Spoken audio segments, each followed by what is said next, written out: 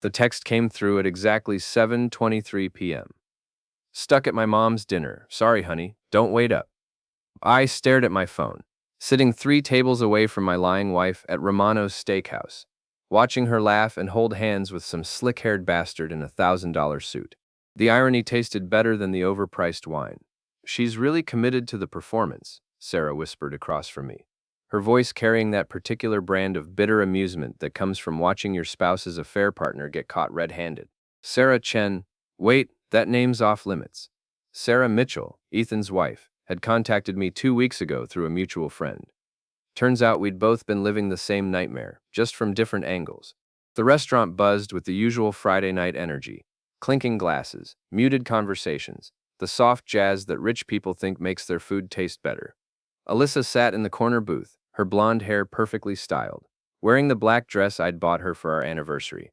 She was leaning into this Ethan character like he was the most fascinating man alive, her manicured fingers tracing circles on his wrist. 23 years of marriage, I muttered, cutting into my steak with more force than necessary. You'd think I'd have learned to spot the tells by now. Sarah raised her wine glass. Here's to willful blindness and expensive life lessons. I'd been a structural engineer for most of those 23 years, working on bridges and buildings that needed to last.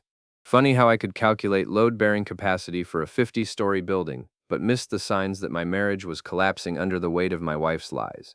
The plan was simple. Sarah and I had been documenting everything for weeks. Photos, text messages, credit card statements showing expensive dinners I never attended. Tonight was the grand finale, the moment when all that careful preparation paid off. Ready? Sarah asked, her phone already recording discreetly. I pulled out my phone and typed, "Guess what, honey? I'm at your mom's dinner too. Turn around." The message delivered with that satisfying little whoosh sound. I watched Alyssa's face as she read it, her expression shifting from confusion to horror in the span of 3 seconds. Her head swiveled around the restaurant like a security camera scanning for threats. And when her eyes met mine, I gave her my biggest, most sarcastic wave. "Oh shit," she whispered, loud enough for half the restaurant to hear. Ethan followed her gaze, his smug expression melting like ice cream in August when he spotted Sarah. The color drained from his face so fast, I thought he might pass out into his lobster bisque. "This is better than cable," I said to Sarah, who was still recording as both our spouses sat frozen in their booth, looking like deer caught in headlights. The other diners were starting to notice the drama unfolding. A couple at the bar turned to watch, and I could see the hostess whispering to one of the waiters. Nothing like a good public spectacle to spice up dinner service. Alyssa stood up first, her legs shaky, and started walking toward our table. Ethan grabbed her arm, probably telling her to ignore us, but she shook him off. 23 years of marriage had taught her that I don't bluff, and I sure as hell don't back down. "Jack," she said when she reached our table, her voice barely above a whisper. "What are you doing here?" "Having dinner with Sarah," I replied, gesturing to my companion. "You remember Sarah, don't you? Ethan's wife?" The look on Alyssa's face was worth every penny of the private investigator I'd hired to confirm what I already knew. Sarah stood up and extended her hand with mock politeness. "So nice to finally meet you properly, Alyssa.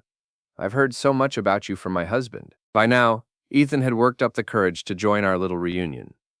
He looked like the kind of guy who'd never faced real consequences in his life. Soft around the middle, expensive watch, the sort of practiced charm that works on juries and desperate housewives. "Look, there's been a misunderstanding," he started, but I held up my hand. "No misunderstanding here, sport. Sarah and I have been comparing notes for weeks. Did you know your boyfriend here has been using the same restaurant for all his affairs? The waitstaff knows him by name." The restaurant had gone quiet enough that I could hear the kitchen staff clattering dishes in the back. Every eye in the place was on us, phones coming out to record what was shaping up to be the most entertaining dinner theater they'd seen all year. "Please," Alyssa begged, "can we discuss this at home?" "Home?" I laughed, loud enough for the whole restaurant to hear. "You mean the home where you've been lying to me for 8 months? The home where you've been planning your exit strategy, while I paid for your law school loans?" Sarah stepped closer to Ethan, her voice carrying across the silent restaurant. "Tell everyone about the condo you rented for your little love nest, the one you put on our joint credit card." That's when Ethan tried to run. He made it exactly 6 steps before Sarah blocked his path to the exit. For a woman who looked like she'd never raised her voice in her life, she had the presence of a bouncer when she needed it. Sit down, Ethan, she said firmly. We're all going to have a nice, civilized conversation. The hostess approached our table, clearly uncomfortable with the drama unfolding in her restaurant. Is everything okay here? Everything's perfect, I said, pulling out my wallet. In fact, dinner's on me tonight, for everyone. I handed her my credit card, the one Alyssa hadn't maxed out yet. Whatever Table 12 wants, it's covered. Table 12 erupted in cheers. Nothing like buying an audience to ensure your public humiliation gets the attention it deserves. Alyssa was crying now, her mascara running in dark streaks down her cheeks. You're embarrassing yourself, Jack. This isn't who you are. You're right, I said, standing up so everyone could hear me clearly. The old Jack would have confronted you privately, given you a chance to explain, maybe even tried to work things out. But that Jack was married to a woman who respected him enough not to screw around with married men. The crowd was eating it up. I could see phones recording from multiple angles, and I knew this would be all over social media within the hour. In a city this size, Alyssa's reputation at her law firm would be toast by Monday morning. Sarah and I have been documenting everything, I continued, projecting my voice like I was giving a presentation to a room full of engineers. The credit card statements, the hotel receipts, the text messages where you two planned your romantic getaways while your spouses were working to pay for them. Ethan finally found his voice. This is harassment. I'm calling the police. Go ahead, Sarah said, pulling out a thick folder from her purse. I'd love to show them the photos of you two at the Marriott last Tuesday, the same day you told me you were visiting your sick mother in Portland. The folder hit the table with a satisfying thud. Photos spilled out. Alyssa and Ethan holding hands, kissing in parking lots, entering and leaving hotels. Sarah had been thorough. I had to give her credit. Jesus Christ, someone at the bar muttered. This is better than reality TV. Alyssa grabbed for the photos, but I was faster. These are going to look great in divorce court, I said, fanning them out like playing cards. Especially the ones where you're wearing the jewelry I bought you for Christmas. The restaurant manager appeared, looking like he'd rather be anywhere else on earth. Folks, I'm going to have to ask you to keep it down or take this outside. We're just finishing up, I said pleasantly. Sarah, did you want to share your favorite text message? Sarah cleared her throat and read from her phone. Can't wait to be free of our boring spouses and start our real life together. They're so clueless, it's almost sad. The silence that followed was deafening. Even the kitchen had gone quiet. Alyssa looked like she wanted to crawl under the table. That was taken out of context. What context makes that okay? I asked. The context where you've been planning to divorce me while I worked overtime to pay for your lifestyle. The context where you've been lying to my face every single day for 8 months? Ethan was sweating now, his expensive shirt showing dark patches under the arms. Look, these things happen. We're all adults here. Adults take responsibility for their actions, Sarah said coldly.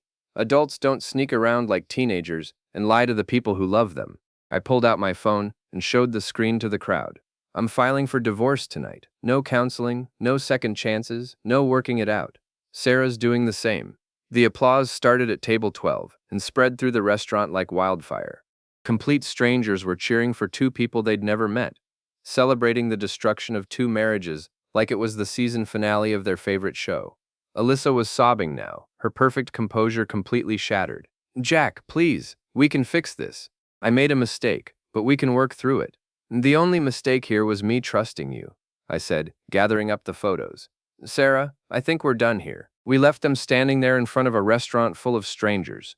Their affair exposed, their reputations in ruins, their secret relationship now the most public spectacle in town. As we walked to the parking lot, I could hear the buzz of conversation resuming behind us, everyone discussing the show we'd just put on. That felt good, Sarah said as we reached our cars. It felt great, I agreed. But we're just getting started. The video went viral by Sunday morning. Someone had posted it to TikTok with the caption, "When cheaters get caught at dinner," and it had already racked up 2 million views. The comments were brutal and hilarious in equal measure.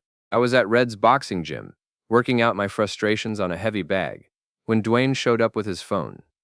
Dude, you're famous, he said, showing me the screen. Look at this comment. This man is a legend. Every cheater should get the Romano's treatment. Red, my boxing coach for the past 5 years, wrapped my hands with the efficiency of someone who'd done it 10,000 times. Revenge is best served with footwork, he said, in his gravelly voice. Keep your guard up, both in the ring and out. I threw a combination at the bag. feeling the satisfying impact travel up my arms. 23 years of marriage, and I'd never realized how much anger I'd been carrying around. Every punch felt like reclaiming a piece of myself. The law firm's already heard about it, Dwayne said, scrolling through his phone. My cousin works there. Says the partners are not happy about one of their associates becoming a social media scandal. That was faster than I'd expected, but not unwelcome. Alyssa had always been obsessed with her professional image, spending more on work clothes than most people made in a month. Having her personal life become office gossip would eat her alive. My phone buzzed with a text from Sarah. Ethan's car got towed from the marina. Unpaid parking tickets.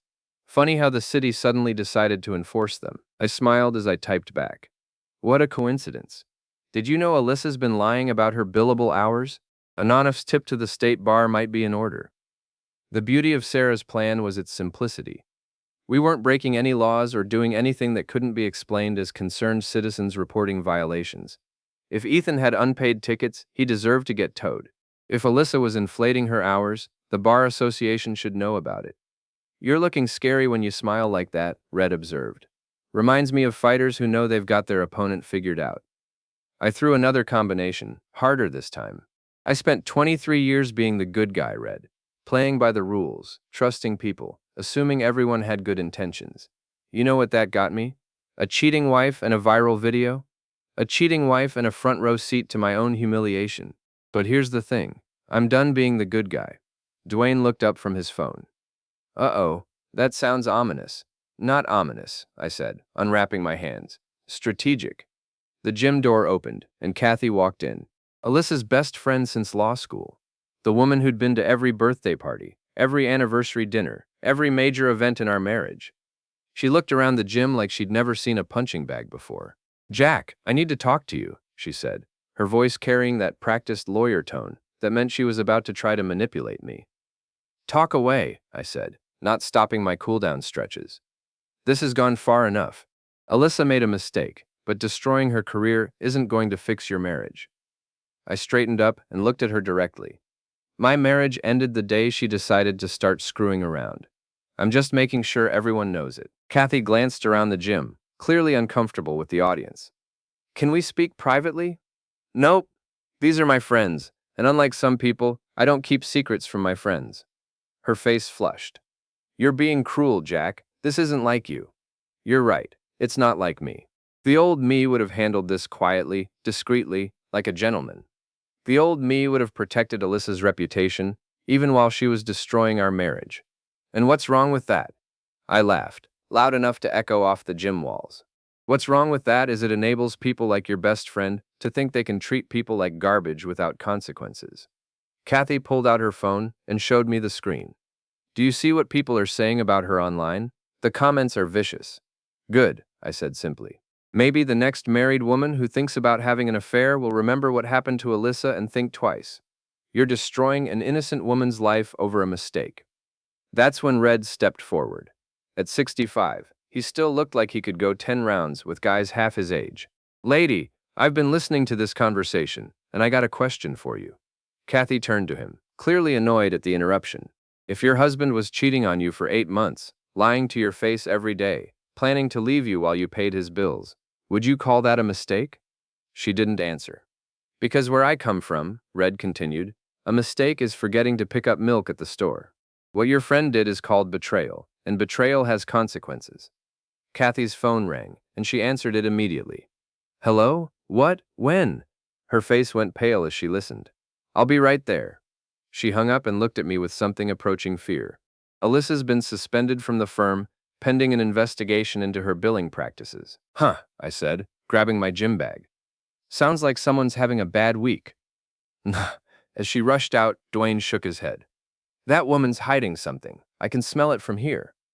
What do you mean? Best friends don't usually work that hard to protect cheaters, unless they've got skin in the game. I thought about that as I drove home, and by the time I pulled into my driveway, I had a pretty good idea what Dwayne meant. Time to do some more investigating. The private investigator I'd hired was worth every penny.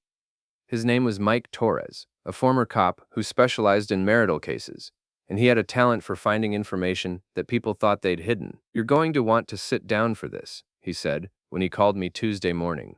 I was already sitting in my home office, surrounded by divorce papers and financial statements. Hit me. Your wife's best friend, Kathy Morrison? She's been having her own affair with Ethan for the past 6 months. I set down my coffee cup carefully. Come again? Ethan's been playing both women. Your wife thinks she's his only side piece, but he's actually been juggling her and her best friend. Kathy's the one who introduced them, but she was sleeping with him first. The pieces started falling into place like a building collapse in slow motion. Kathy's desperate attempt to protect Alyssa wasn't about friendship. It was about protecting herself. There's more, Mike continued. Kathy's husband filed for divorce last week, cited irreconcilable differences. But I talked to his lawyer. He knows about the affair. Jesus Christ, I muttered. So Ethan's been screwing 3 marriages simultaneously. Gets better. Kathy's been feeding Ethan information about your wife's finances, helping him plan their exit strategy. They were going to wait until Alyssa's divorce settlement came through. Then Kathy would leave her husband, and they'd all run off together. I started laughing. I couldn't help it. The sheer audacity of it was almost impressive. You find this funny? Mike asked.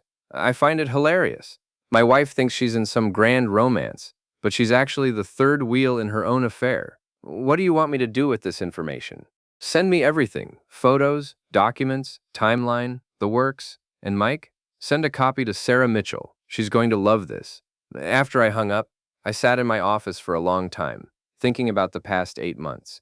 Every time Kathy had come over for dinner, every girls' night out, every piece of marriage advice she'd given Alyssa, it had all been part of her own game. My phone buzzed with a text from Sarah. Just got the files from your investigator. We need to meet. An hour later, we were sitting in Dwayne's bar, the Rusty Anchor, going through Mike's evidence. The lunch crowd was light, just a few regulars watching baseball on the TV above the bar. Look at this timeline, Sarah said, spreading photos across our table. Kathy and Ethan started their affair in January. She introduced him to Alyssa in March. By April, he was sleeping with both of them, and neither one knew about the other, I added. Kathy thought she was using Alyssa as cover for her own affair, while Alyssa thought she'd found true love. Dwayne brought over 3 beers and looked at the photos. This guy's got some serious balls. I'll give him that. Stupid but serious. The question is, Sarah said, what do we do with this information? I took a long drink of my beer and smiled. We throw them all a party. What kind of party? The kind where everyone gets to meet everyone else. I'm thinking this Friday night, 7 o'clock, at my place. Sarah raised an eyebrow. You want to get them all in the same room? I want to get them all in the same room, with cameras rolling and their dirty laundry on full display.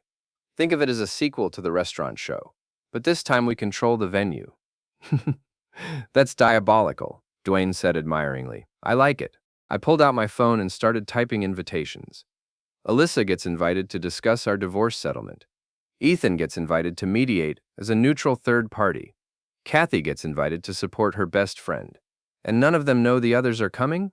Not until they walk through my front door and see the surprise party I've planned for them. Sarah clinked her beer bottle against mine. This is either the best idea you've ever had, or the worst. Probably both, I admitted. But after 23 years of being the reasonable one, I'm ready to be unreasonable. I sent the invitations and sat back to wait for the responses. They came within minutes, 3 separate text messages, all agreeing to meet Friday night, all thinking they were walking into a private conversation. You realize this could backfire spectacularly, Sarah warned. And it could, I agreed. But right now, they all think they're playing chess, while I'm playing checkers. Time to show them I've been playing poker this whole time.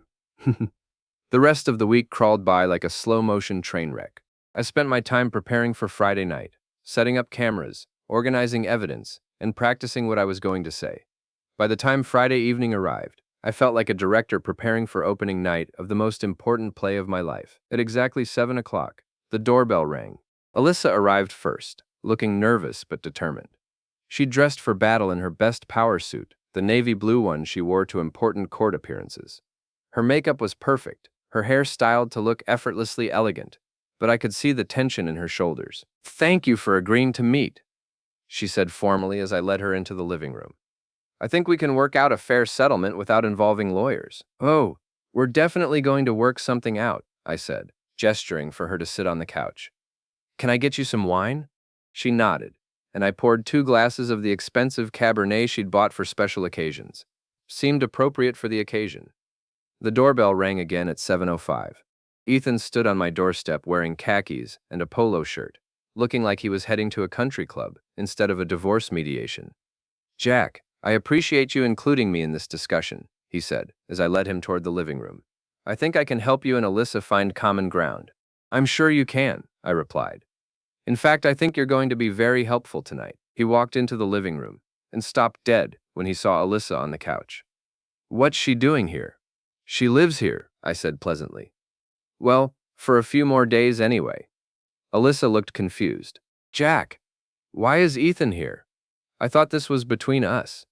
"It is between us," I said, pouring Ethan a glass of wine. "All of us." The doorbell rang a third time at 7:10.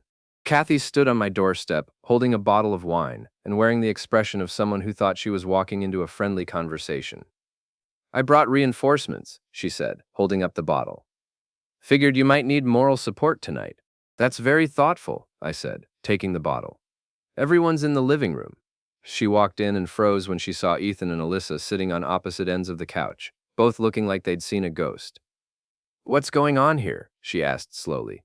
"Family reunion," I said, closing the front door with a definitive click.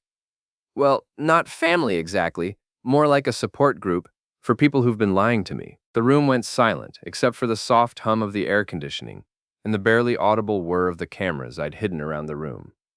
Sarah had helped me set them up, small wireless units that would stream directly to a private server.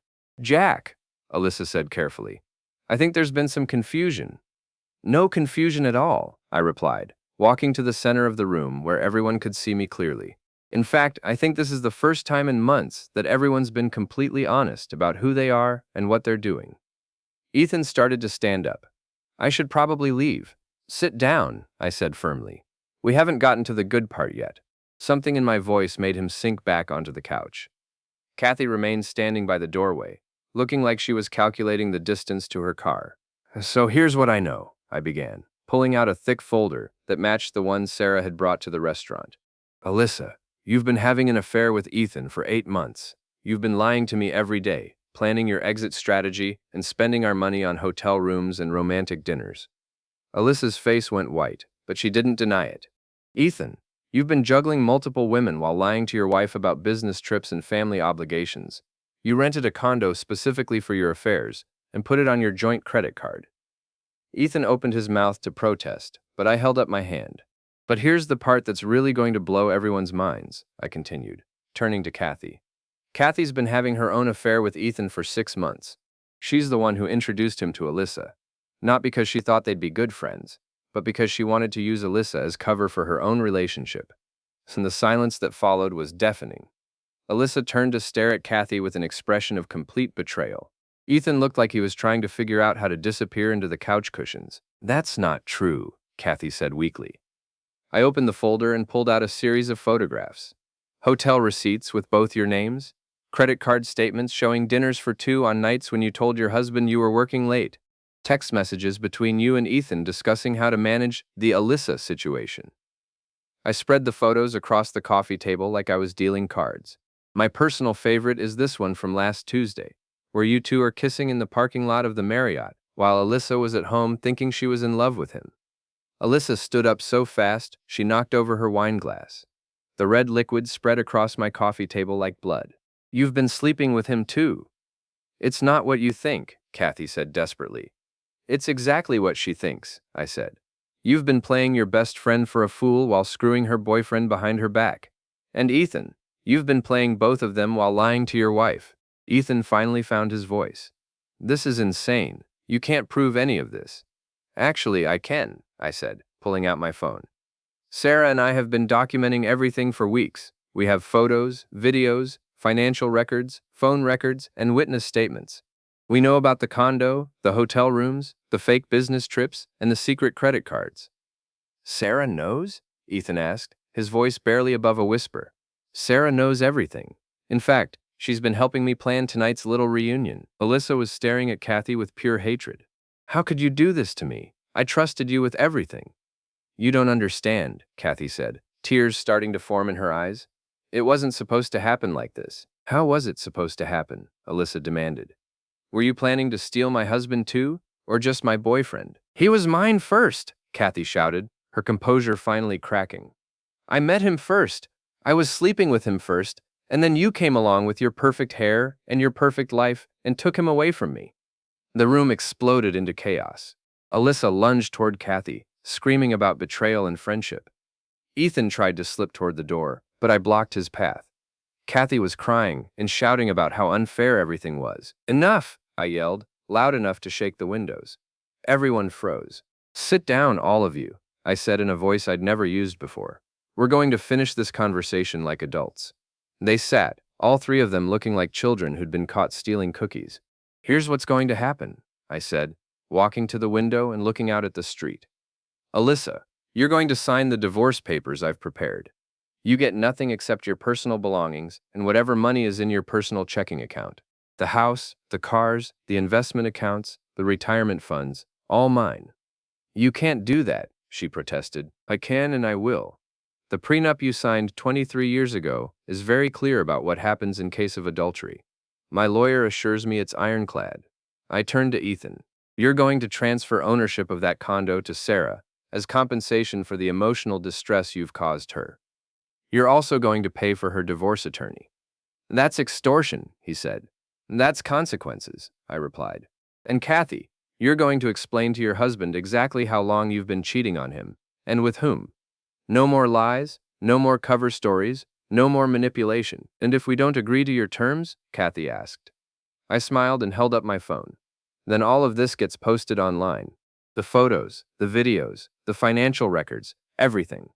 Your professional reputations, your social standing, your families, all of it becomes public entertainment. The fight went out of them like air from a punctured balloon.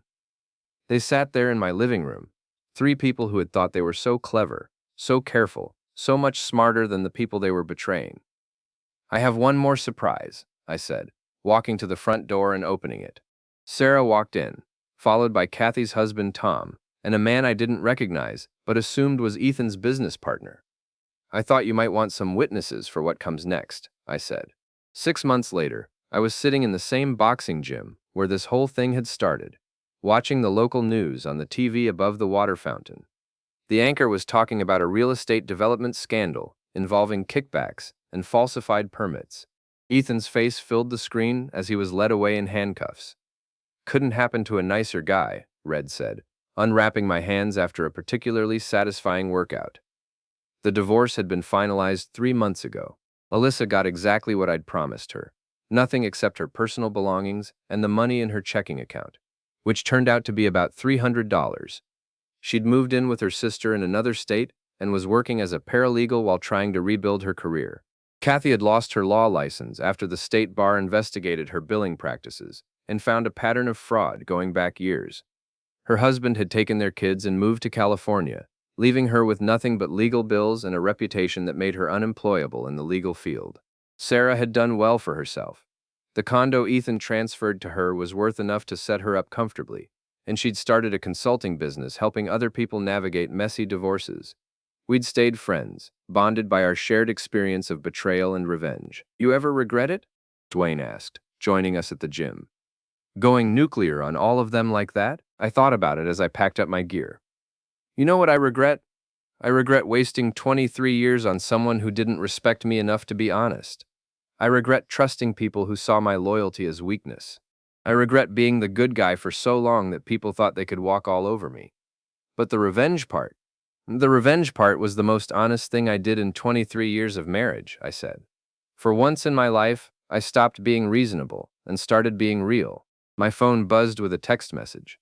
It was from a number I didn't recognize. Saw your story online. My husband's been cheating too. Can you help me plan my own Romano's moment? I showed the message to Red and Dwayne. They both started laughing. Looks like you've started a movement, Red said. The Romano's treatment, Dwayne added, has a nice ring to it. I typed back, first rule of revenge, make sure you have all the evidence. Second rule, make sure you have good friends. Third rule, make sure it's worth it. As I walked out of the gym into the cool evening air, I felt something I hadn't felt in years, genuine happiness. Not the fake contentment of a man pretending his marriage was working, but the real satisfaction of someone who had faced the truth about his life and done something about it. My phone buzzed again. Another message from another stranger asking for advice. Then another, and another. Apparently, the world was full of people who were tired of being reasonable, tired of being the good guy, tired of letting cheaters and liars face no consequences for their actions. They wanted their own Romano's moment, their own chance to stop being victims and start being players. I got in my car and drove home to my empty house, the house that was finally, completely mine. I poured myself a glass of the good whiskey I'd been saving for a special occasion, and sat on my back porch, looking out at the city lights. Tomorrow I'd probably get more messages from people asking for help with their own revenge plans. I'd probably say yes to some of them. After all, I'd gotten pretty good at this whole strategic revenge thing, and it felt good to use my skills for something meaningful. But tonight, I was just going to sit here and enjoy the silence of a house with no lies in it, no secrets hidden in the corners, no betrayals lurking behind fake smiles and false promises. For the first time in 23 years, I was exactly where I belonged.